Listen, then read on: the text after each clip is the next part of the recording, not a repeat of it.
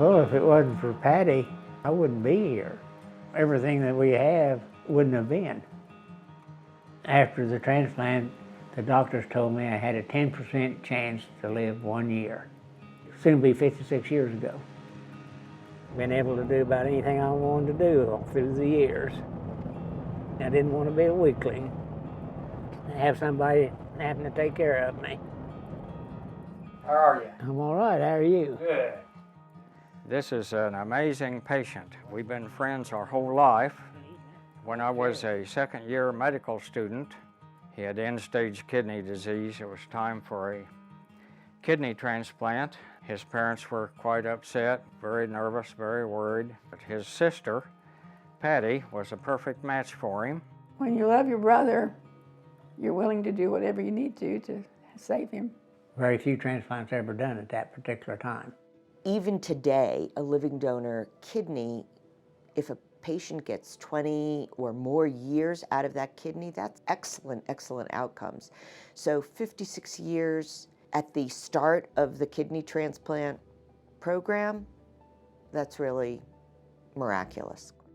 Transplantation, like any new frontier, part of it has been just the natural history of learning from a person like Butch.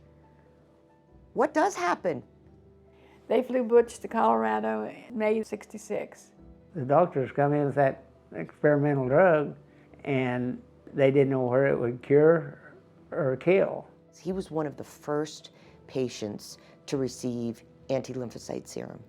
Kind of turned out to be a wonder drug in a way. That was a game changer in transplantation in terms of improving the length of time that a person would survive with a healthy kidney. And I was waiting for a cadaver, and none seemed to come along. My dad didn't match. I was married with a new baby, and they said that they wouldn't even consider it. And so they was wanting to do a experimental transplant, which was use a chimpanzee. And they called and told us that, and I said, they've just got to test me before they do that.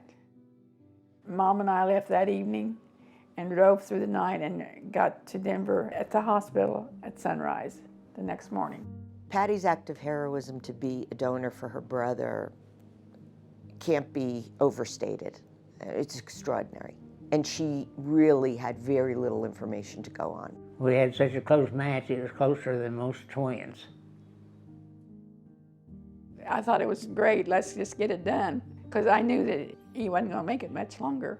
We were both on gurneys, and like I said, we met in the hall out there just before we went into the elevator, and we talked. I think we took hold of each other's hand and said we'd see you down the road. And then I told her I loved her and would see her in a little bit.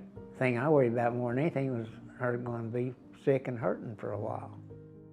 When Patty was a kidney donor, there was a very real possibility of a terrible complication that could have been catastrophic for her. I felt like everything would be fine. I never had any doubt because I have so much faith, and the good Lord is with us.